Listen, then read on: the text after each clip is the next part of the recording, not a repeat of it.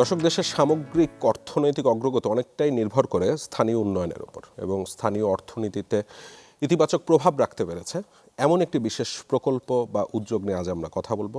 বাংলাদেশ এবং সুইজারল্যান্ড সরকারের সহায়তায় দেশের কয়েকটি ছোট শহর আজ সুইস কন্ট্যাক্ট এবং স্থানীয় সরকারের সহায়তায় বাস্তবায়িত প্রবৃদ্ধি নামক একটি প্রকল্পের মাধ্যমে অর্থনৈতিক উন্নতির পথে। সে উন্নয়ন কতটা পরিবর্তন আনলো সাধারণ মানুষের জীবনে, কতটাই বা শক্তিশালী করে তুললো পৌরসভাগুলোকে, আজ আমরা তাই বোঝার চেষ্টা করব। অর্থনীতিতে গতি, স্থানীয় প্রবৃদ্ধি নামের বিশেষ এই আয়োজনে আপনাদের সবাইকে স্বাগত জানাচ্ছি। আমি জান্নাতুন নাইম। আজকে আলোচনার জন্য আমাদের সাথে স্টুডিওতে উপস্থিত রয়েছেন জাহাঙ্গীরনগর বিশ্ববিদ্যালয়ের অর্থনীতি বিভাগের অধ্যাপক শর্মিন নীলর্মী, আমাদের সাথে রয়েছেন সুইস কন্ট্যাক্ট বাংলাদেশের প্রবৃদ্ধি প্রকল্পের প্রকল্প প্রধান পারভেজ মোহাম্মদ আশিক, এবং আমাদের সাথে আজকে ঢাকার বাইরের থেকে অনলাইনে যুক্ত রয়েছেন বগুড়া পৌরসভার সাবেক মেয়র মোহাম্মদ রেজাউল করিম বাদশা এবং চাঁপাইনবাবগঞ্জের শিবগঞ্জ থেকে উদ্যোক্তা ও নওয়াবী ম্যাঙ্গোর প্রতিষ্ঠাতা ইসমাইল খান শামীম। আপনাদের চারজনকেই স্বাগত এবং অসংখ্য ধন্যবাদ আমাদের স্টুডিওতে যোগ দেওয়ার জন্য। এবং দর্শক, আমরা যেমন আজকে শুরুতেই বলেছিলাম যে আজকে অর্থনৈতিক উন্নয়ন নিয়ে একটি পরিচালিত বিশেষ উদ্যোগ নিয়ে আজকে আমরা কথা বলবো, এবং 2018 সাল থেকে আমরা দেখতে পাচ্ছি যে দিনাজপুর, শিবগঞ্জ, বগুড়া, ভৈরব, কুষ্টিয়া, যশোর এবং কক্সবাজারে প্রবৃদ্ধি নামক এই প্রকল্পটি কাজ করছে এবং তারা কিভাবে টেকসই এবং অন্তর্ভুক্তিমূলক একটি অর্থনীতি গড়ে তুলতে সহায়তা করছে তাই আজকে আমরা একটু বোঝার চেষ্টা করবো। আমরা আলোচনাটা শুরু করতে যাচ্ছিলাম জনাব রেজাউল করিম বাদশা, আপনাকে দিয়ে একটু আপনার অভিজ্ঞতাটা জানতে চাই যে কিভাবে এই প্রবৃদ্ধি প্রকল্পটার সাথে বগুড়া পৌরসভা সম্পৃক্ত হয়েছিল এবং তারপর সেই পৌরসভাতে কি কি পরিবর্তন আসলে এসেছে, কতদিন ধরে কাজ করা হয়েছে এই প্রকল্পটির সাথে। ধন্যবাদ। আমাদের বগুড়া পৌরসভা বাংলাদেশের সর্ববৃহৎ পৌরসভা। এখানে আমাদের প্রায় 79 বর্গ কিলোমিটার এরিয়া আমাদের, এবং 10 লক্ষ এখানে অধিবাসী। তো সেই পৌরসভা আমাদের 21টি ওয়ার্ড। আমাদের কোনো সরকারের বরাদ্দ নেই, আমাদের উন্নয়ন বরাদ্দ নেই। আমি 2 বছরে পেয়েছি 72 লক্ষ টাকা এবং মেবি 65 লক্ষ টাকা। এইভাবে আমি এই বড় একটা পৌরসভায় আমি বরাদ্দ পেয়েছি উন্নয়নের জন্য। বড় সেক্ষেত্রে আমাকে এই টাকা দিয়ে আমার বগুড়া ডেভেলপমেন্ট করা সম্ভব নয়। তো এই পরিস্থিতিতে আমার কাছে তখন সুইস কন্ট্রাক্ট আসলেন প্রবৃদ্ধি তাদের একটা প্রজেক্ট নিয়ে। তো মার্কাস এলাম, ভদ্রলোক আসলেন, তার সাথে সুইস কন্ট্রাক্টের যারা নেতৃত্ব তারা আসলেন, এসে আমাকে প্রস্তাব দিলেন যে আমরা কিছু কাজ করতে চাই। তো আমি তখন তাদের বক্তব্য শুনলাম যে আমাকে তারা ট্রেড লাইসেন্স ব্যাপারে আগ্রহী, তারা এটা সার্ভে করবে এবং কতগুলো ট্রেড লাইসেন্স আছে বগুড়ায় এটা তারা জরিপ করে আমাদেরকে তারা দিতে চান। তো সেই হিসেবে আমরা তাদের সাথে একটা চুক্তি করলাম। চুক্তি করার পরে তারা জরিপ কাজ শুরু করে দিলেন। আমাদের তখন নিজস্ব ইতে ছিল আপনার 7,000 আমাদের ট্রেড লাইসেন্সের সংখ্যা। তো ওনারা যখন জরিপ করে দিলেন তখন আমাদের সেটি হয়ে গেল 17,000, এবং আমরা প্রায় 2 কোটি টাকা এখান থেকে আমরা রেভিনিউ আমাদের আসা শুরু করলো। তখন আমি তাদেরকে প্রস্তাব করলাম যে তোমরা আমাকে আরেকটা কাজ করে দাও, যেটা দীর্ঘ 10 বছর ধরে বগুড়া হয়নি। তখন আমি বললাম যে আমার যে হোল্ডিং ট্যাক্সগুলো রয়েছে, হোল্ডিং এইটা তোমার রিঅ্যাসেস করে দাও আমাকে। তখন তারা প্রথমে আমাকে বললো ঠিক আছে, আমরা পাইলট স্কিম হিসেবে আমরা 2টি ওয়ার্ড নেব, একটা আবাসিক, একটা হলো আপনার কমার্শিয়াল। তো এই দুটো আমরা দিলাম। দেওয়ার পরে আমরা দেখতে পেলাম যে আমাদের সেখান থেকে যে রিঅ্যাসেসমেন্ট যে আমাদের ফিডব্যাকটা আসছে সেখান থেকে আমরা অর্থনৈতিকভাবে আমরা লাভবান হচ্ছি। তখন আমরা সুইস কন্ট্রাক্টকে প্রস্তাব দিলাম, যেহেতু আমাদের 21টি ওয়ার্ড, তোমরা 2টি করছো, আর 19টি আমাদের করে দাও, নাহলে তো আমরা ইম্পোজ করতে পারবো না তাদের কাছে। আমরা সব ওয়ার্ডে আমরা যদি একই সাথে এটা না যাই তাহলে ওই 2টি ওয়ার্ড বলবে যে অন্যান্য ওয়ার্ড কম দেয়, আমরা কেন বেশি দেব, এটা আমাদের জন্য সমস্যা হবে, তোমরা আমাদের এটা করে দাও। তো সেইটি কাজ চলমান, এবং শেষ পর্যায়ে আমাদের বর্জ্য ব্যবস্থাপনার জন্য তারা কিছু কাজ করেছেন, সেট করে দিয়েছেন।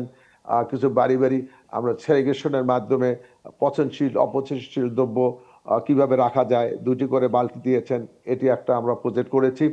আমি থাকাকালীন অবস্থায় আমরা করেছি, তারপরে এখন কি হয়ে জানি না।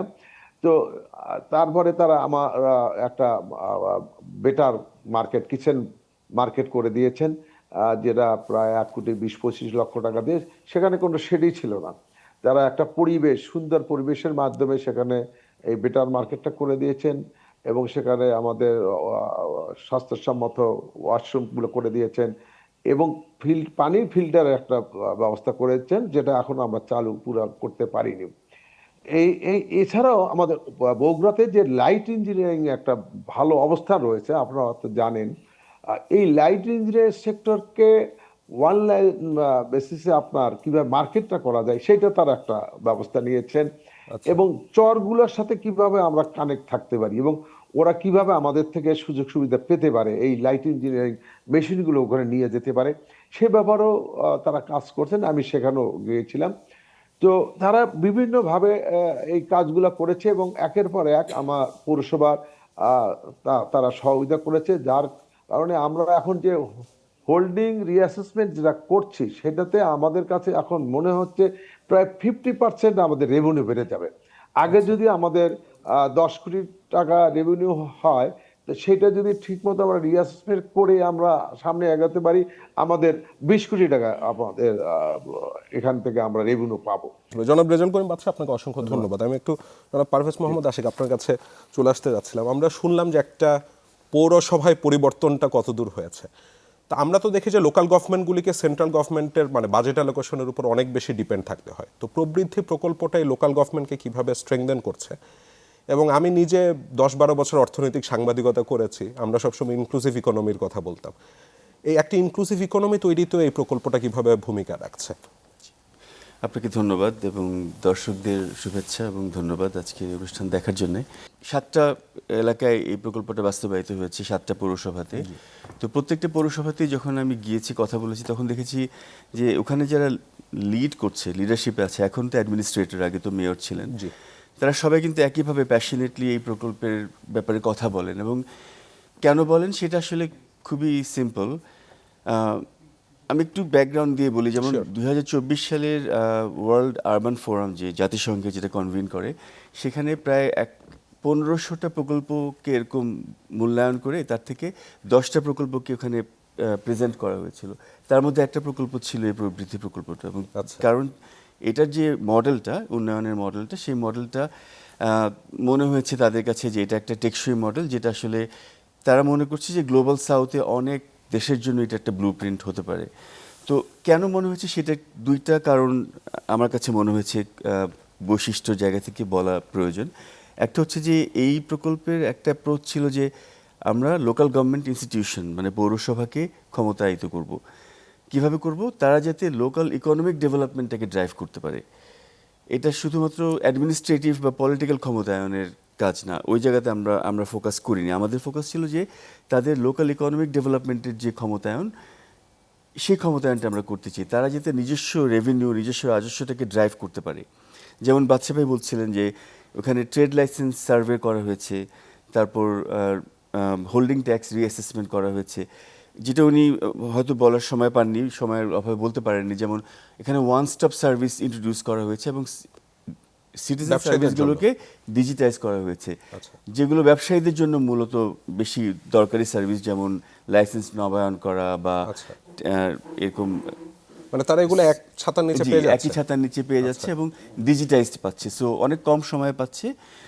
এবং এটার কারণে যেটা হয়েছে, ট্রান্সপারেন্সি তৈরি হয়েছে এবং রাজস্বও বাড়ছে। কারণ ওয়ান স্টপ সার্ভিসের কারণে আগে যেরকম একটা অ্যাডহক অ্যারেঞ্জমেন্ট ছিল যে আমি সেবা নিতে যাব, আমি একটা ফি দিচ্ছি, যেটা ফি চার্টারে আছে সেটার থেকে ডিফারেন্ট ফিও দিতে পারছি। কিন্তু এখন ডিজিটাইজ হওয়ার কারণে ওটার কোনো অপশন নেই, স্ট্রেট ফরওয়ার্ড আপনি একটা ফি দিয়ে সার্ভিসটাকে নিচ্ছেন। সো একদিকে মানে সিটিজেনরাও উপকৃত হচ্ছে, কম সময়ে একটা সার্ভিস পাচ্ছে, কোনো হ্যাসেল নেই, but at the same time মিউনিসিপ্যালিটিগুলোর কিন্তু রেভিনিউ বাড়ছে। সো এরকম রেভিনিউ বাড়ার যেসব এরিয়া ছিল, ট্রেড লাইসেন্স এক্সপ্যানশনের মাধ্যমে, হোল্ডিং ট্যাক্স রিঅ্যাসেসমেন্টের মাধ্যমে, ওয়ান স্টপ সার্ভিসের মাধ্যমে, এগুলো কিন্তু সবই করা সম্ভব হয়েছে এই প্রকল্পের আওতায়। তো এটা একটা ওরকম মানে স্ট্রং মিউনিসিপ্যালিটি বা প্রতিষ্ঠান গড়ার জায়গা থেকে একটা ইম্পর্টেন্ট অ্যাপ্রোচ ছিল। আরেকটা ইম্পর্টেন্ট অ্যাপ্রোচ হচ্ছে যে আমরা প্রত্যেকটা মিউনিসিপ্যালিটিতে গিয়ে সেই এলাকার সবচেয়ে প্রিডমিনেন্ট একটা সেক্টরকে আইডেন্টিফাই করেছি। যেমন ভৈরবের ক্ষেত্রে সেটা ছিল শু, ফুটওয়্যার, বগুড়াতে লাইট ইঞ্জিনিয়ারিং, শিবগঞ্জে ছিল ম্যাঙ্গো। এরকম যেই সেক্টরটার পোটেনশিয়াল আছে লোকাল ইকোনমিতে সিগনিফিকেন্টলি কন্ট্রিবিউট করার, আমরা ওই সেক্টরগুলোকে আইডেন্টিফাই করে ওই সেক্টরগুলোকে কীভাবে কম্পিটিটিভ করা যায়, ওখানে যাতে গ্রোথ করা যায় সেটার জন্য কাজ করেছি। এবং সেখানেও কাজ করেছি মিউনিসিপ্যালিটি, লোকাল প্রাইভেট সেক্টর এবং একাডেমিয়া, যেমন বিভিন্ন টেকনিক্যাল ইনস্টিটিউট, ইঞ্জিনিয়ারিং ইনস্টিটিউট, ইউনিভার্সিটিগুলোকে আমরা সাথে নিয়ে সেক্টরের সাথে কাজ করেছি যাতে করে নতুন প্রযুক্তি উদ্ভাবন করা যায়। যেমন লাইট ইঞ্জিনিয়ারিং সেক্টরে নতুন কিছু স্পেয়ার পার্টস উদ্ভাবন করা হয়েছে। ফুটওয়্যার সেক্টরে ভৈরবে 5টা বা 6টা এরকম নতুন প্রযুক্তি উদ্ভাবন করা হয়েছে যেগুলো আসলে ইম্পোর্টকে সাবস্টিটিউট করছে। চায়না থেকে আগে যেই মেশিনারিগুলো ইম্পোর্ট করা হতো সেগুলো এখন কিন্তু ভৈরবে দেশে হচ্ছে। নিজেরাই করছে। তো এরকম বিভিন্ন ইনস্টিটিউট, একাডেমিয়ার সাথে প্রাইভেট সেক্টরের একটা মেলবন্ধনের মাধ্যমে আমরা কিন্তু নতুন প্রযুক্তি উদ্ভাবন করতে পেরেছি। এবং শুধু তাই না, তাদের মার্কেটিংয়ের জন্য নতুন প্ল্যাটফর্ম, ই কমার্স প্ল্যাটফর্ম আমরা আসলে তৈরি করতে পেরেছি। সো যে কারণে স্থানীয় অর্থনীতিতে একটা কিন্তু গতিশীলতা এসেছে প্রিডমিনেন্ট সেক্টরগুলোর মাধ্যমে। তো এই দুইটা আমি বলি অ্যাপ্রোচ বা কৌশলকে আমরা একসাথে করে কাজ করেছি।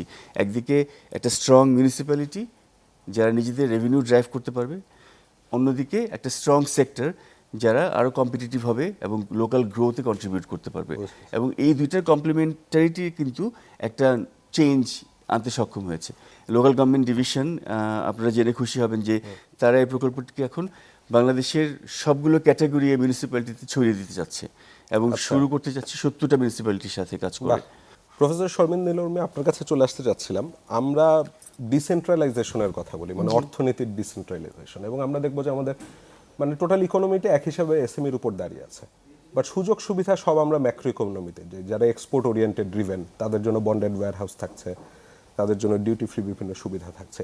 এই ডিসেন্ট্রালাইজড ইকোনমিটা আমরা করতে পারিনি কেন? এবং যদি আমরা করতে পারি, মানে আমরা ক্ষুদ্র উদ্যোক্তাদের যদি সুযোগ সুবিধা দিতে পারি, তাহলে কর্মসংস্থান কীরকম হতে পারে, সামগ্রিকভাবে দেশের অর্থনীতির পরিবর্তনটা কিভাবে আসতে পারে? প্রথম প্রশ্ন হচ্ছে কেন করতে পারি নাই। আমি একটু ডিসক্লেমার দিয়ে দিতে চাই। আজকে তো একটা প্রকল্প নিয়ে কথা হচ্ছে, অর্থনীতিবিদ হিসেবে এই প্রকল্পের সাথে আমার কখনোই যুক্ততা ছিল না। আমি বাইরে থেকে অর্থনীতির ছাত্র হিসেবে এই প্রকল্পটাকে কিভাবে দেখছি এবং আমার ব্যষ্টিক অর্থনীতির সাথে কিভাবে এটা সম্পৃক্ত, সেই জায়গায় আমার কিছু অবজারভেশন আমি আজকে শেয়ার করব। অবশ্যই। একটা প্রশ্নের উত্তর তো আমি পাই যে কেন বগুড়াই এই কাজটা প্রবৃদ্ধি করতে চাইলো, কেন এটা অন্য জায়গায় করার চাইতে ওনারা বগুড়াতেই করতে চেয়েছেন। অন্য জায়গায়ও হয়তো করেছেন, আমার ঠিক জানা নেই, কিন্তু বগুড়াতে কেন? কারণ বগুড়ায় স্বতঃপ্রণোদিতভাবে light engineering, informal sector light engineering এত বেড়ে গেছে, মানে এত ছড়িয়েছে, এটা সরকারি প্রণোদনায় হয়েছে ব্যাপারটা তা না। আমার ধোলাই খালের একটা ছিল, আর বগুড়ারটা একটা অসাধারণ কাজ মানুষ করে ফেলেছে। ফলে এই যে আমার অবজারভেশন, এত মানুষ আমার ইনফর্মাল সেক্টর লাইট ইঞ্জিনিয়ারিংয়ে আছে, এদেরকে যদি আমি একটা আইডেন্টিফিকেশনের আওতায় আনতে পারি, একটা ফর্মাল ট্রেড লাইসেন্স পেতে কিন্তু ওনাদের অনেক অসুবিধা হয়, সেইটা যদি ফ্যাসিলিটেট করা যায় তাহলে তো আমার গভর্নমেন্টের রেভিনিউ আসে, এবং এই রেভিনিউটা এই যে মেয়র সাহেবের যে আকাঙ্ক্ষা যে আমি একটা সেবা দিব, সেটাতে ওনাকে সাহায্য করবে। এখন আরেকটা বিষয় আছে, এটা তো গেল আমার রেভিনিউ হচ্ছে সাপ্লাই সাইড, আমি রেভিনিউ বাড়ালাম, তার মানে আমার একটা সেবা পাওয়ার আকাঙ্ক্ষা আছে। ওনাদের কাজ হচ্ছে স্থানীয় অর্থনীতিকে স্টিমুলেট করা, সেই জায়গায় অর্থনীতিকে উনি স্টিমুলেট করতে পারছেন না যতক্ষণ পর্যন্ত পৌরসভা শক্তিশালী হচ্ছে না হচ্ছে এবং তার রিসোর্সটা আসছে। ফলে এই আন্তঃসম্পর্কগুলো এক্সপ্লোর করা এবং সেই জায়গায় কাজ করা, আমি মনে করি যে এটা একটা আমরা কোট আনকোট গুড প্র্যাকটিস যেটা বলি সেইটা, এবং এইটা এমন একটা গুড প্র্যাকটিস যেটা আসলে আমার লোকাল গভর্নমেন্টকে, মানে সেন্ট্রাল গভর্নমেন্টের থেকেই চিন্তাটা লোকাল গভর্নমেন্ট পর্যন্ত সম্প্রসারিত হওয়ার উচিত ছিল।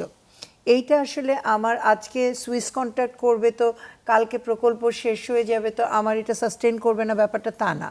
অর্থাৎ এই প্রকল্পগুলো কি করে, আসলে প্রকল্পগুলো আপনাকে শিক্ষণের মডেল তৈরি করে দেয়। এই প্রকল্পের মধ্যে উপাদানগুলো রয়েছে যেখান থেকে আমার সরকার নিজেদের অর্থায়নে এইটা যাতে স্কেল আপ করা যায় সেই এলিমেন্টগুলো আছে পরিষ্কারভাবে। ওই যোগসূত্রটা করে দেয়াটা আমি মনে করি যে এই যে এখন উনি বলছেন যে আমি সেকেন্ড ফেজে ধরেন আমার প্রকল্পের ডিজাইনে আমি 70টা নিশ্চিত বলছিলেন। ছিল যে ট্রেড লাইসেন্স ছিল হয়তোবা, কিন্তু হোল্ডিং ট্যাক্স তো ছিল না। এটা হচ্ছে ডিমান্ড ড্রিভেন হয়েছে। আমি প্রকল্প থেকে ওই ফ্লেক্সিবিলিটিটা রেখেছি যে আমার এই খাতটাকে সম্প্রসারণ করতে গেলে বাস্তবতার ভিত্তিতে আমি যে শিখব সেখান থেকে আমি সম্প্রসারণ করব। হোল্ডিং ট্যাক্স এসছে দ্বিতীয় পর্যায়ে। হোল্ডিং ট্যাক্সের ইয়েটা আপনি শুনেন অঙ্কটা, তখন কিন্তু আর 2 কোটি না, তখন এটা 10 কোটি হয়ে গেছে। অর্থাৎ আমার যেই সার্ভিসগুলো আমার সরকারের পক্ষ থেকে দেয়ার এবং সরকারের পাওয়ার কথা ছিল সেইটা আমি ফ্যাসিলিটেট করছি, সাহায্য করছি কিভাবে মানুষকে সেই সেবার মধ্যে আনা যায়। মানুষ কিন্তু দিতে চায়। এই যে মানুষকে আমি সর্বক্ষণ বলি যে ট্যাক্স ফাঁকি দেয়, হোল্ডিং ট্যাক্স দেয় না, ট্রেড লাইসেন্স করে না, মানুষের তো এটা প্রাপ্য না। যিনি স্বতঃপ্রণোদিতভাবে অনেক প্রতিকূলতার মধ্যে ব্যবসা করে যাচ্ছেন, তার জন্য এই যে আমরা বলতে থাকি যে ওনারা এগুলো করেন না, এটা কিন্তু তার প্রাপ্য না। ওনাদের অনেক চ্যালেঞ্জ থাকে, সেই চ্যালেঞ্জের জায়গায় যে এই ধরনের প্রকল্পগুলো কাজ করছে সেটা আমি মনে করি যে একটা বড় ধরনের পার্থক্য তৈরি করে দেয় আসলে অর্থনীতি। এই পর্যায়ে আমি চলে যেতে চাচ্ছিলাম একটু চাপাই নবাবগঞ্জে। সেইখানে রয়েছেন আম চাষি এবং উদ্যোক্তা ইসমাইল খান শামীম। জনাব শামীম, আপনাকে স্বাগত এবং ধন্যবাদ আমাদের সাথে যুক্ত হবার জন্য। আমি জানলাম যে আপনি কুনমিং থেকে এসেছেন বোধহয় গতকাল। তা আপনার অভিজ্ঞতাটা জানতে চাচ্ছিলাম যে কিভাবে, মানে ধরেন আমরা তো এক রকমের ব্যবসা বাণিজ্য অভ্যস্ত, সুইস কন্ট্রাক্টের সাথে আপনার কিভাবে পরিচয় হলো, এরপর তারা কিভাবে আপনাকে সহযোগিতা করলেন, এবং আমি জানতে পারলাম যে আপনি ড্রাই ম্যাঙ্গো করছেন, সেটা কি শুধু দেশের বাজারের জন্যই করছেন নাকি বাইরে এক্সপোর্ট করছেন নাকি? জি জি, ধন্যবাদ চ্যানেল 24-কে একটা চমৎকার আয়োজন করার জন্য। তো আসলে সুইস কন্ট্রাক্টের সাথে আমি প্রথম যুক্ত হয়েছিলাম যখন প্রথম এখানে ওরা কাজ করার জন্য আসে। এরা সার্ভে করার জন্য যখন প্রথমে আসলো এখানে পৌরসভায়, তো শিবগঞ্জ পৌরসভা থেকে আমাকে ডেকে পাঠানো হলো যে আসেন আপনাদের সাথে কথা বলবে। যেহেতু আমি দীর্ঘদিন থেকেই কিন্তু আমের ভ্যালু চেনের সাথে আমি যুক্ত, বা আমাদের একটা সংগঠন আছে, এই সংগঠনের সাধারণ সম্পাদক আমি, এবং এই আম নিয়েই মূলত আমরা কাজ করে থাকি। এবং আরেকটা বিষয় আপনাদের সামনে আমি বলি, যেহেতু চাঁপাইনবাবগঞ্জকে ক্যাপিটাল অফ ম্যাঙ্গো বলা হয় বা আমের রাজধানী, মানে সারা বাংলাদেশে সবচেয়ে বেশি পরিমাণে আম উৎপাদন হয় আমাদের জেলায়। এবং যদি আমরা বলতে যাই তাহলে আমাদের জেলার অর্থনীতির মূল ভিত্তি হচ্ছে আম, কারণ আমকে কেন্দ্র করে জেলার অর্থনৈতিক সার্বিক কর্মকাণ্ডগুলো পরিচালিত হয়ে থাকে। তো এখানে সুইস কন্ট্রাক্ট যখন এখানে কাজ করা শুরু করলো, বিভিন্ন আমাদের ব্যবসায়িক যতগুলো স্টেক হোল্ডার আছে সবার সাথে কিন্তু দফায় দফায় তারা মিটিং করলো। মিটিং করার পর যেহেতু আমাদের অর্থনীতির মূল ভিত্তি হচ্ছে আমকে কেন্দ্র করে আমাদের সামগ্রিক অর্থনৈতিক কর্মকাণ্ড পরিচালিত হয়, তাই ওরা আমকেই সিলেকশন করলো। যদি আম সেক্টরের যদি আমরা উন্নয়ন করতে পারি তাহলে সামগ্রিকভাবে চাঁপাইনবাবগঞ্জের অর্থনৈতিক চেহারাটাই পাল্টে দেওয়া যাবে। প্রথমে যে কাজটা করলাম, আমাদের প্রবলেমগুলো আইডেন্টিফাই করলাম যে আমাদের প্রবলেমগুলো কি আছে, এবং এই প্রবলেমগুলো সমাধানের পথগুলো আমরা নিজেরাই বিভিন্ন স্টেক হোল্ডাররা বসেই কিন্তু এগুলো বের করলাম। দেন বের করার পর প্রথম কাজ করলাম কি, আমের দাম পাওয়ার জন্য আমাদের কি করতে হবে, তাহলে ফার্মারদেরকে ট্রেনিং দিতে হবে। ফার্মারদের ট্রেনিং দেওয়ার পর তাহলে কি আরেকটা গুরুত্বপূর্ণ স্টেক হোল্ডার যারা আম শ্রমিক আছে এদের ট্রেনিং এর আওতায় নিয়ে আসতে হবে। তাহলে এই ট্রেনিং এর অবস্থায় নিয়ে আসার পর তাহলে আমরা ভালো মানের আম উৎপাদন করলাম। তারপরে আমরা আসলাম ম্যাঙ্গো প্রকিউপমেন্ট মডেল। তো ম্যাঙ্গো প্রকিউপমেন্ট মডেলের আওতায় যে আমরা যে আম উৎপাদন করি চিরাচরিত কোথায় কিন্তু আমরা আমগুলো বাজারজাতকরণ করতাম। এখানে কিছু আধুনিকায়ন করতে হবে। আপনি জানেন যে বর্তমানে ই কমার্স কিন্তু একটা গুরুত্বপূর্ণ, যে কোনো পণ্য বাজারজাতকরণের কারণে, এবং বাংলাদেশে ব্যাপক জনপ্রিয় এখন কিন্তু ই কমার্স মাধ্যম। ই কমার্সের মাধ্যমে সবকিছুই আমরা কিন্তু কিনতে পারি। তো এখানে প্রথম কাজগুলো করলাম, আমের ব্র্যান্ডিং করলাম। যে সারা বাংলাদেশে তো বিভিন্ন জেলাতে আম হয়, তো আসলে যেখানে যান আপনি, ঢাকায় যদি আপনি ভোক্তা হিসেবে চিন্তা করেন, যেখানে আপনি দোকানদারকে জিজ্ঞেস করবে যে এটা কোথাকার আম, সবাই বলবে চাঁপাইনবাবগঞ্জের আম। তো আমাদের আমের তেমন একটা ব্র্যান্ডিং ছিল না, আমরা ব্র্যান্ডিং করলাম যে শিবগঞ্জের আম, খেয়ে জুড়াই মন প্রাণ, এরকম ভাবে তাদেরকে বিভিন্ন ব্যবসায়ীদের আমরা স্টিকার দিলাম। তারপরে আরো গুরুত্বপূর্ণ কাজ হয়েছে যে আমরা মার্কেট লিঙ্কেজ করে দিয়েছি। যে আমাদের এলাকার যারা ফার্মার আছে, যারা গ্যাপ মেনটেন করে ভালো আম উৎপাদন করে, ঢাকার যতগুলো ই কমার্স কোম্পানি বা সুপার শপ গুলো আছে এদের সাথে ফার্মারদের ট্যাগ করে দিলাম মার্কেট প্লেস ইভেন্টের মাধ্যমে। এবং সবচেয়ে আপনাকে আরেকটি আনন্দের ব্যাপার দিই, খুশির খবর দিই, সেটা হচ্ছে যে এখন বর্তমানে চাঁপাইনবাবগঞ্জ জেলায়, কারণ আমাদের আম সিজন হচ্ছে 3 মাস, 3 মাসে প্রতিদিন প্রায় 400 মেট্রিক টন আম ই কমার্স যারা সেলার আছে তারা সবাই কিন্তু স্টুডেন্ট এবং তরুণ উদ্যোক্তা, এরা কিন্তু ই কমার্সের মাধ্যমে দেশের বিভিন্ন প্রান্তে কুরিয়ারের মাধ্যমে আম বাজারজাতকরণ করছে। এটা একটা বিশাল একটা সফলতা। এবং এই যে শুধু আপনার এই যে সিজনে আম বিক্রি করেন, এখনো কিন্তু আমাদের দেশে 12 মাস আমের চাষ হচ্ছে। এখনো আপনি যদি যান চাঁপাইনবাবগঞ্জের বিভিন্ন যারা ভালো ভালো উদ্যোক্তা তারা কিন্তু আম উৎপাদন করছে। তো এখানে আমের বিভিন্ন দিক নিয়ে আমরা কাজ শুরু করলাম প্রবৃদ্ধি প্রকল্পের সহযোগিতায়। দেন তারপরে আরেকটি গুরুত্বপূর্ণ বিষয় হচ্ছে আমাদের চাঁপাইনবাবগঞ্জের যে আম বাগানগুলো প্রায় 200 বছর, 150 বছর, 100 বছর পুরনো। তো পুরনো বাগানের হওয়ার কারণে কিন্তু আমরা বিভিন্ন জেলার সাথে প্রতিযোগিতায় টিকতে পারছিলাম না, কারণ আমাদের আশেপাশে জেলা রংপুর, দিনাজপুর, এখন আপনি আরেকটি জানেন দেশের প্রায় 16টি জেলাতে বাণিজ্যিকভাবে কিন্তু আম চাষ শুরু হয়ে গেছে। তো আমাদের বাগানগুলো অনেক পুরনো ছিল। দেন এখানে আমরা একটা নতুন পদ্ধতি প্রবর্তন করলাম প্রবৃদ্ধি প্রকল্পের সহযোগিতা, সেটা হচ্ছে অতি ঘন পদ্ধতিতে আম চাষ।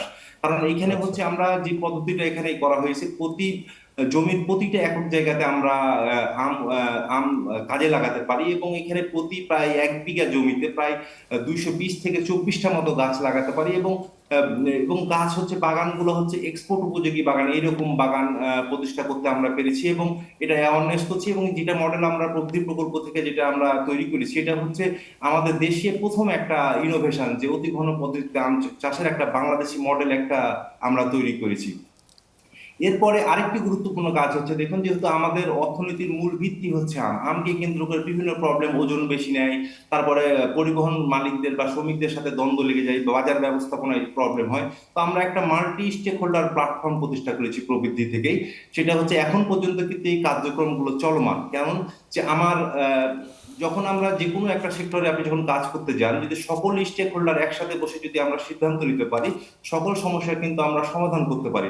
এই মাল্টি স্টেক হোল্ডার প্ল্যাটফর্মের মধ্যে যতগুলো আম চাষি, ব্যবসায়ী, যতগুলো স্টেক হোল্ডার আছে, প্রশাসন, তারপরে হচ্ছে জনপ্রতিনিধি, সবাই মিলে এক টেবিলে বসে কিন্তু আমাদের যতগুলো প্রবলেম ছিল এক টেবিলে বসেই কিন্তু আমরা এই সলভ করতে পারতাম। এবং মজার ব্যাপার হচ্ছে যে আমরা শুধু এই শিখগঞ্জ পৌরসভা কেন্দ্রিক নয়, আমাদের যে এই প্রবৃদ্ধির যে ইনিশিয়েটিভ গুলো নেওয়া হয়েছে এগুলোতে সামগ্রিকভাবে চাঁপাইনবাবগঞ্জ জেলা এবং অন্যান্য জেলার যারা আছে তারাও কিন্তু এটা সুফল ভোগ করতে পেরেছে, যে এই আমাদের প্রবৃদ্ধির যে উদ্যোগগুলো নেওয়ার কারণে। তো এখন যেটা বিষয় হচ্ছে, আসলে দেখুন যে আমরা আম উৎপাদন করলাম, বাজারজাতকরণে গেলাম, কিন্তু এখন বিষয় হচ্ছে যে একটা ফার্মারদের যদি ন্যায্য মূল্য নিশ্চিত করতে যাই যে কোনো পণ্যের, যতদিন না পর্যন্ত আমরা কিন্তু প্রসেসিং এ ব্যাপক আকারে না যেতে পারবো ততদিন কিন্তু আমাদের এই আমের ন্যায্য মূল্য আমাদের নিশ্চিত হবে না। তো আমরা প্রবৃদ্ধি প্রকল্প থেকে আমরা বিভিন্ন চাষি, ব্যবসায়ী, সকল স্টেক হোল্ডারদের নিয়ে কিন্তু আমরা থাইল্যান্ডে একটা ভ্রমণে গেলাম। তো থাইল্যান্ডে ঘোরার পর আমরা একটা বিষয় দেখলাম, আপনি জানেন যে থাইল্যান্ড কিন্তু এগ্রো প্রসেসিং এ কিন্তু আমাদের এশিয়ার মধ্যে কিন্তু একটা গুরুত্বপূর্ণ, তারা কিন্তু এখন রোল পালন করে এবং তারা ইনোভেশনে কিন্তু অনেক এগিয়ে। তো ওইখানে আমরা বিভিন্ন বাগান, বিভিন্ন প্লট পরিদর্শন করি এবং দেখলাম যে ওরা কি প্রোডাক্ট তৈরি করে। আমার প্রথম যখন থাইল্যান্ডে গেছিলাম আমি কিন্তু 2019 সালে, তো 19 সালে যখন থাইল্যান্ডে গেলাম, রবিনসন বলে একটা সুপার শপ আছে, ওইখানে গিয়ে দেখলাম আমি প্রথম ড্রাই ম্যাঙ্গো, যেটা হচ্ছে কি ড্রাইড ম্যাঙ্গো। দেন 22 সালে গেলাম, এই 3 বছর পর, 3 বছর গিয়ে দেখি তারা এই যে ড্রাইড ম্যাঙ্গো বা ড্রাইড যে ম্যাঙ্গো বেস যে প্রোডাক্ট গুলা তারা জ্যামিতিক আকারে মার্কেটটাকে বড় করে ফেলছে। তখন আমাদের মনে হলো এই প্রোডাক্ট গুলা যদি আমরা আমাদের দেশে উৎপাদন করতে পারি তাহলে কিন্তু আমের অর্থনৈতিক চেহারাটাই একেবারে পাল্টে দিতে পারবো। দেন ওদের সাথে কথা হলো, বিভিন্ন ম্যাঙ্গো প্রসেসিং ফ্যাক্টরি, বাগান বিভিন্নগুলো ভিজিট করার পর আমরা ডিসিশন নিলাম যে যদি এই কাজগুলো আমরা করতে পারি, কারণ এটা পুরোপুরি দখল করে আছে দক্ষিণ এশিয়া, দক্ষিণ পূর্ব এশিয়ার দেশগুলো যেমন ভিয়েতনাম, কম্বোডিয়া, ফিলিপিন্স, এরাই কিন্তু ড্রাইড ম্যাঙ্গোর রাজত্ব করছে। দেন তখন ডিসিশন নিলাম যে না, যদি আমরা এইটা আমাদের দেশে ইনোভেশন করতে পারি তাহলে কিন্তু আমের ন্যায্য মূল্য নিশ্চিত হবে। এবং আরেকটি বিষয় হচ্ছে যে বাংলাদেশে যারা আম প্রসেসিং করে তারা কিন্তু অনেক বড় বড় জায়ান্ট। তো আপনি যতদিন না পর্যন্ত এখানে এসএমইদের যতদিন পর্যন্ত আমরা ইনভলভমেন্ট না করতে পারবো ততদিন কিন্তু আসলে এই সেক্টরের আসলে উন্নয়ন সম্ভব হবে না। দেন আমরা এখানে কাজ শুরু করলাম, ইনোভেশন করলাম এবং আল্লাহর রহমতে একেবারে প্রিমিয়াম কোয়ালিটি ড্রাই ম্যাঙ্গো তৈরি করতে সক্ষম হয়েছি এবং আমরা বলতে পারবো যে মেড ইন বাংলাদেশ এটা ড্রাইড ম্যাঙ্গো। জনাব শামীম, আপনাকে ধন্যবাদ। আমি একটু চলে আসতে যাচ্ছিলাম জনাব পারভেজ আপনার কাছে। আমি উনি তো ওনার একটা ভাস্ট এক্সপিরিয়েন্স বলছিলেন এবং বলছেন যে সাধারণত যেটা হয় উপর থেকে ডিসিশন দেয়, নিচের মানুষ সেটা ফলো করে। এই যে আপনারা মানে টপ টু বটমে না, যে বটম টু টপ, মানে ওনাদের সমস্যা শুনে যে সলভ করার চেষ্টাটা, এটা কি ধরনের ধারণার থেকে এসেছে? এবং আমি দেখলাম যে উনি যেমন আম নিয়ে কাজ করছে, বগুড়ায় লাইট ইঞ্জিনিয়ারিং হয়েছে, কক্সবাজার আপনার ট্যুরিজম নিয়ে করেছেন বা হসপিটালিটি ম্যানেজমেন্ট নিয়ে, ভৈরবে পাদুকা শিল্প, প্রত্যেকটাতেই তো ডিফারেন্ট এক্সপার্টিস দরকার হয়। পরে যখন রেপ্লিকেট করবেন, সেই এক্সপার্টিসটা কিভাবে সুইস কন্ট্যাক্ট প্রোভাইড করতে পারবে গভর্নমেন্টকে? কোয়েশ্চেনের দুইটা পার্ট, আমি প্রথম পার্টটা আনসার করি। সেটা হচ্ছে যে আমাদের সুইস কন্ট্রাক্টের আমাদের উন্নয়নের মডেলটাই হচ্ছে যে আমরা আসলে যে কোনো একটা সেক্টরে যখন কাজ করতে যাই, যে সেটা একটা জিওগ্রাফিক স্কোপ হোক বা একটা মানে বিজনেস সেক্টর হোক, আমরা আসলে চেষ্টা করি আন্ডারলাইং একটা কনস্ট্রেন্ট আইডেন্টিফাই করতে, যে আসলে একটা মার্কেট বা একটা সিস্টেম কেন কাজ করছে না, আচ্ছা, কোথায় এটাকে ফ্যাসিলিটেট করলে বা ইনসেন্টিভাইজ করলে সিস্টেমটা এফিশিয়েন্ট হবে, বেটার কাজ করবে। এবং আমরা ওই জায়গা থেকেই চুজ করেছিলাম যে 7টা মিউনিসিপ্যালিটিতে আমরা 7টা সেক্টরে কাজ করব, যে 7টা সেক্টর আসলে ওই লোকাল ইকোনমিতে ইম্পর্টেন্ট কন্ট্রিবিউশন করে, যেটা চেঞ্জ হলে একটা বিশাল চেঞ্জ হবে ইকোনমিতে। যেমন লাইট ইঞ্জিনিয়ারিংয়ের কথা বলছিলেন প্রফেসর, ম্যাঙ্গোর কথা আমরা এতক্ষণ শুনলাম। তো এইটা আমাদের একটা এসেনশিয়াল অ্যাপ্রোচ আর কি, যে আমরা যখনই যেখানে কাজ করেছি 7টা মিউনিসিপ্যালিটিতেই, সব জায়গাতে কিন্তু ওই লোকাল ওনারশিপ এবং লোকালি ইনস্টিটিউশনালি একটা অ্যাঙ্কর করে কাজ করেছি। তো ওইটা একটা বড় কারণ আমার মনে হয়, যে কারণে আসলে আমরা খুব চিন্তিত না যে আমরা চলে আসার পরেও এটা কতটা কন্টিনিউ করবে কিংবা করবে না। আর আপনার দ্বিতীয় প্রশ্ন যেটা ছিল যে এখন যখন আমরা থাকবো না, যখন গভর্নমেন্ট এটাকে সরাসরি নিজেদের অর্থায়ন ইমপ্লিমেন্ট করবে, তো সুখের বিষয় হচ্ছে যে আমরা এখনও আছি, হয়তো খুব আগের মতো ওই ফ্রন্ট লাইনে গিয়ে কাজ করব না, কিন্তু আমরা একটা ব্যাকস্টপিংয়ের রোল কিন্তু পেয়েছি, এবং গভর্নমেন্টও চেয়েছে যে আমরা একটা ব্যাকস্টপিংয়ের রোলে থাকি, কারণ তারাও বুঝতে পারছে যে আমরা যেই স্কিল নলেজ এখানে নিয়ে এসেছি, আমাদের এক্সপিরিয়েন্স যেটা আমরা গেইন করেছি এই কাজের মাধ্যমে, এটা একটা ইম্পর্টেন্ট অ্যাসেট, এবং it has to go in to the system ভবিষ্যতে রেপ্লিকেট করার জন্যে। তো আমরা ওই জায়গা থেকে একটা ব্যাকস্টপিং রোল প্লে করব, টেকনিক্যাল একটা ক্যাপাসিটি দিব আসলে গভর্নমেন্টকে এই অ্যাপ্রোচটাকে ইমপ্লিমেন্ট করার জন্য। সো আশা করছি যে যে সময়টুকু আমরা পাবো, সেটা হয়তো 2 বছর বা 3 বছর যাই হোক না কেন, আমরা হয়তো একটা ইনস্টিটিউশনাল মেমোরি রেখে যেতে পারবো গভর্নমেন্টের সিস্টেমের মধ্যে, যার মাধ্যমে তারা আসলে এটাকে ভবিষ্যতের সামনে নিয়ে যেতে পারবে আর কি। আপাতত ভিশনটা কি থাকছে আপনাদের? মানে ধরেন গভর্নমেন্টের সাথে যখন 70টা মিউনিসিপ্যালিটি কাজ করবে, মানে আউটকামটা আপনারা কি চাচ্ছেন? ইটস এন ইম্পর্টেন্ট কোয়েশ্চেন আসলে আমার কাছে মনে হয়, কারণ আমি একটু ব্যাক আপ করি যে মানে ইনভেস্টমেন্ট একটা বড় জায়গা, মানে গভর্নমেন্টের রিসোর্স কম, তারা এখন মিউনিসিপ্যালিটিগুলোতে কতটুকু ইনভেস্ট করতে পারবে না, এটা একটা কনসার্নের জায়গা, যেটা আমাদের বাদশা ভাই প্রথম থেকেই বলছিলেন যে গভর্নমেন্টের অ্যালোকেশন সবসময় প্রপোর্শনেট হয় না, একটা মিউনিসিপ্যালিটির যে পপুলেশন তার সাথে প্রপোর্শনেট হয় না। তো ইনভেস্টমেন্টের একটা কনস্ট্রেন্ট তো আছেই। আর একটা কনস্ট্রেন্টের জায়গা হচ্ছে যে মানে লোকাল ইকোনমিকে সাপোর্ট করার জন্য কিন্তু এক ধরনের ইনভেস্টমেন্ট দরকার হয়। যেমন আমরা কিছু ইনভেস্টমেন্ট কিন্তু করেছি, যেমন এই যে আমের কথা শুনছিলাম, যেমন আমরা ওনাদেরকে নিয়ে গিয়েছি থাইল্যান্ডে, নতুন একটা টেকনোলজি ওনারা ট্রান্সফার করেছে এখানে, আমরা সেটার জন্য একটা টেকনিক্যাল অ্যাসিস্ট্যান্স দিয়েছি। এই ইনভেস্টমেন্টটা কিন্তু কাউকে না কাউকে করতে হবে, তাই না? তো এখন কথা হচ্ছে যে গভর্নমেন্ট যখন এটাকে স্টিয়ার করবে, তখন এই ইনভেস্টমেন্টটা কোত্থেকে আসবে? আমরা যখন থাকবো না বা কোনো এক্সটার্নাল এজেন্সি যখন থাকবে না, তখন আসলে ইনভেস্টমেন্টটা কোত্থেকে আসবে? তো ওই জায়গা থেকে আমরা একটা ইম্পর্টেন্ট কাজ করেছি, সেটা আমরা বলতে চাই যে মিউনিসিপ্যাল কম্পিটিটিভনেস ইন্ডেক্স নামে একটা স্কোর কার্ড আমরা আসলে ডেভেলপ করেছি। এটা আসলে বেসিক্যালি আমরা করেছি ওই চিন্তা থেকেই যে বিডা, যেমন বাংলাদেশের ইনভেস্টমেন্ট ডেভেলপমেন্ট অথরিটি, তারা যখন ইনভেস্টমেন্টের কথা চিন্তা করে, তখন তারা জানতে চায় যে ইনভেস্টেবল কারা আসলে, তাই না, কাদের উপর ইনভেস্ট করা যাবে। তো আমরা ওই জায়গা থেকে একটা কম্পিটিটিভনেস ইন্ডেক্স তৈরি করেছি, যে মিউনিসিপ্যালিটিগুলোর পারফরমেন্স, এবং তাদের পারফরমেন্সটা হচ্ছে যে বিজনেস বান্ধব কতটুকু, তারা কতটুকু বিজনেস ডেভেলপমেন্টে কন্ট্রিবিউট করতে পারবে, ইনফ্রাস্ট্রাকচারের জায়গা থেকে, তাদের বিজনেস রিলেটেড সার্ভিসের জায়গা থেকে, ওই জায়গা থেকে তারা কতটুকু আসলে অগ্রসর এখন, ওইটাকে আমরা একটা বেঞ্চমার্কিং করতে পেরেছি, যার ফলে এখন আমরা, এবং সবগুলো মিউনিসিপ্যালিটি, জি, এখন 7টা মিউনিসিপ্যালিটিতে আমরা এটা করেছি, সব মিউনিসিপ্যালিটিগুলোতে এটাকে রোল আউট করুক, তারা একটা বেঞ্চমার্ক স্ট্যাবলিশ করুক যে এখন লেটস সে স্কোরটা হচ্ছে 10-এর মধ্যে, এখন ভৈরব আছে 6-এ ফর এক্সাম্পল, কক্সবাজার আছে 4-এ।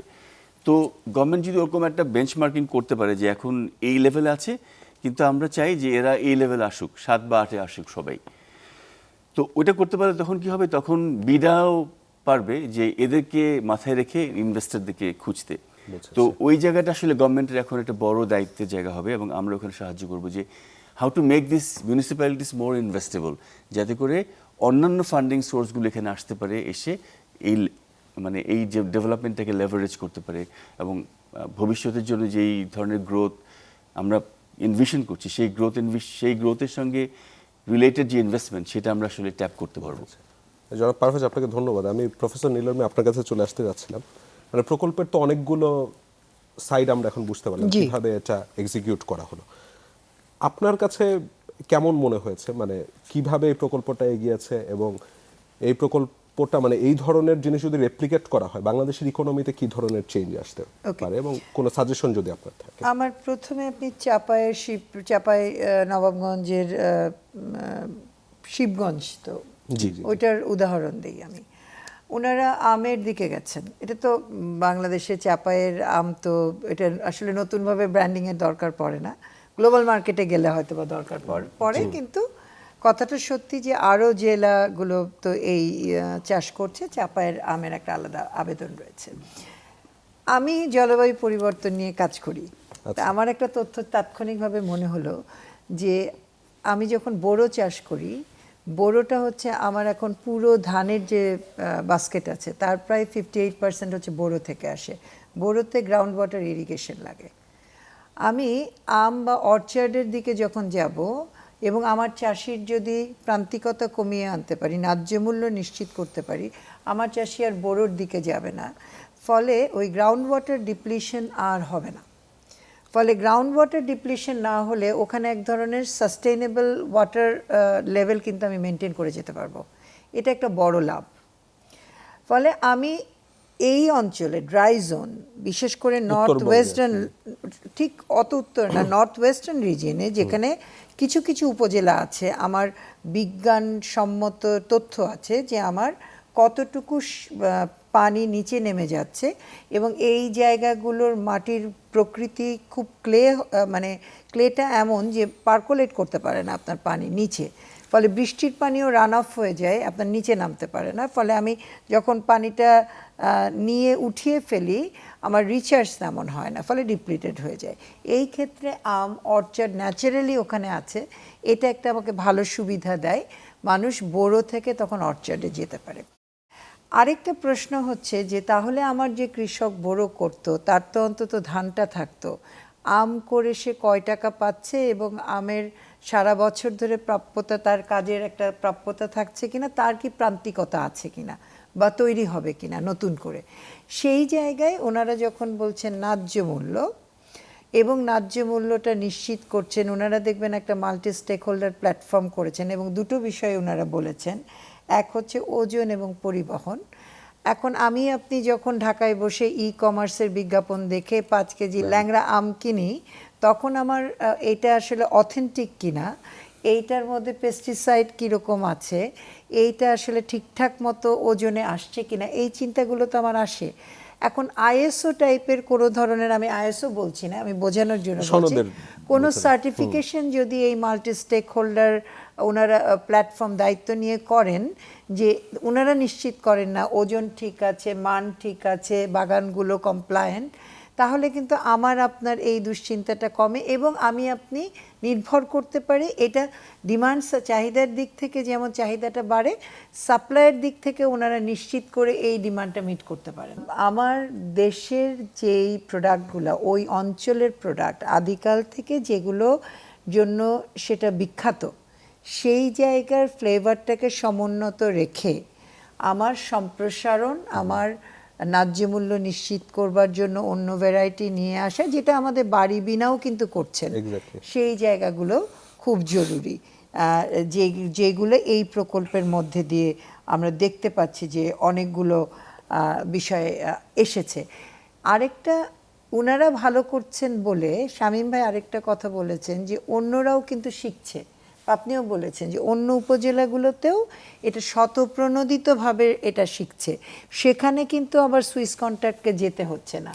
অর্থাৎ আমার ডেভেলপমেন্ট পার্টনার কি করতে পারে, এই জন্য ওনাদেরকে উন্নয়নের অংশীদারি বলা হয়। আমার ডেভেলপমেন্ট পার্টনার হচ্ছে মডেল তৈরি করে দিয়েছেন, যাতে করে মানুষ সেই বিজনেস মডেলটা নিশ্চয়ই কার্যকর, এক্স্যাক্টলি, না হলে তো নিবে না কেউ, adopt করবে না তো নিবে না, ফলে মানুষ ওটাকে নিচ্ছেন, এইভাবেই তো সরাবে, তাই না? এই যে বিজনেস মডেলটাকে তৈরি করে দেয়া, সেটা হচ্ছে খুব জরুরি। আরেকটা কথা আমি এটাখানে বলতে চাই, আলোচনায় এসছে, শামীম ভাই নিজেই বলেছেন, আমরা আম ব্যবসা, আমসত্ত্ব ব্যবসা, ড্রাই ফ্রুট, এগুলো বড় ব্যবসায়ীদের কাছে হয়ে চলে গেছে। যার যত বড় ইনভেস্টমেন্ট সে তত বড় মার্কেটে পেনিট্রেট করতে পারে। এমনকি আমাদের বিদেশের মার্কেটেও আপনি দেখবেন যে আমাদের এই বড় কোম্পানিগুলোর তাদেরটাই যায়, আমসত্ত্ব export আছে হয়, আছে এবং আমরা খুশি তাতে, রাইট? কিন্তু আমার প্রান্তিকতার ধারণা বলে যে আমি ব্যবসায়ীকে লাভ করা, আমার রেমিটেন্স পাওয়াই তো একমাত্র উদ্দেশ্য না। আমি রেমিটেন্স পেয়ে ব্যবসা সম্প্রসারণ করে তো আমি মানুষের কল্যাণই করতে চাই, দেশের তো তাই উদ্দেশ্য, সরকারের তো তাই উদ্দেশ্য।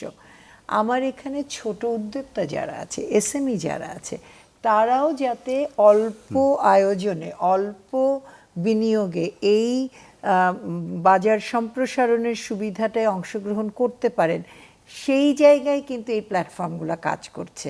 আরেকটা প্রশ্ন আপনি করছিলেন যে এই ধরনের প্রোগ্রাম কি আমাদের কিভাবে সাহায্য করবে। দেখেন, উনি যখন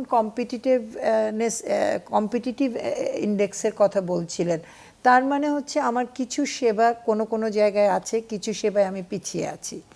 আমার যখন ইনভেস্টমেন্ট, ফরেন ডাইরেক্ট ইনভেস্টমেন্ট বিডার মাধ্যমে যাবে, তখন কি বিডা জানবে যে এখানে আমার ইলেকট্রিসিটি রেগুলার থাকে, আমার পল্লী বিদ্যুৎ সমিতি অথবা ওয়েস্ট পাওয়ার জোন অথবা নেসকো আমার এইটাকে কি বিদ্যুৎ নিশ্চিত করতে পেরেছে, আমার ওয়াটার কুলিংয়ের কি জায়গা আছে, কেন পাবনার বেড়া বা সাথিয়াতে ডেয়ারি হয়, কেন কুলচেন সেখানে যায়, কেন নারীর জন্য এখন নারী আপনি যখন 8 লিটার মানে 2 লিটার না, যখন 20 লিটার বা 80 লিটার দুধ তাকে দোয়াতে হয়, তখন উনি বলেন যে উনার প্রবলেম হচ্ছে দুধ দোয়ানোর মেশিন, যেটা 80,000 টাকায় উনি কিনতে পারেন না, কিন্তু সেই একই মেশিন চায়না থেকে এনে আমি যখন বগুড়াতে তৈরি করতে দেই তখন উনি 10,000 টাকায় পান। উনি কিন্তু অতি সহজে এখন দুধটা দোয়াতে পারেন। কেন আমার বেড়ার সাথিয়াতে সেই ক্লাস্টারটা তৈরি হয়েছে? মানুষ এই কোঅপারেশনের মাধ্যমে এই ভ্যালু চেইনগুলো একসঙ্গে ক্লাস্টার করতে পারলে না একটা ইকোনমি অফ স্কেল দাঁড়িয়ে যায়। আমি ছোট উদ্যোক্তা, কিন্তু আমি একটা ইকোনমি অফ স্কেলের অংশী হয়ে গেলাম, ওইখানে আমার উত্তরণ ঘটতে পারে। আমার মনে হয় যে এই যে স্থানীয় পর্যায়ের নিশটাকে বিবেচনায় নিয়ে এসে আমার এই কম্পিটিটিভনেস ইন্ডেক্স মানে সেবার ঘাটতিগুলোকে চোখে আঙ্গুল দিয়ে বুঝিয়ে দেয়া যে ওই ঘাটতির জায়গাটায় আমাকে কাজ করতে হবে, আমার মনে হয় এই একটা সামগ্রিকতার ভিতরে আমার এই প্রকল্পের ধারণাগুলো অনেকাংশেই শিক্ষণের জায়গায় কাজ করবে। প্রফেসর শর্মিন নীলুর্মি, আপনাকে অসংখ্য ধন্যবাদ, এবং জনাব পারভেজ মোহাম্মদ আশিক, আপনাকেও ধন্যবাদ। জনাব ইসমাইল খান শামীম, আপনাকেও ধন্যবাদ, অনেকক্ষণ ধরে আমাদের আলোচনা শুনেছেন। আপনাদের তিনজনের কাছ থেকে অনুমতি নিয়ে অনুষ্ঠানটা আজকে এখানে শেষ করতে যাচ্ছিলাম। এবং দর্শক, এরই সাথে শেষ করছে আজকের এই বিশেষ আয়োজনটি। যারা এতক্ষণ আমাদের সাথে ছিলেন তাদের সবাইকে অসংখ্য ধন্যবাদ।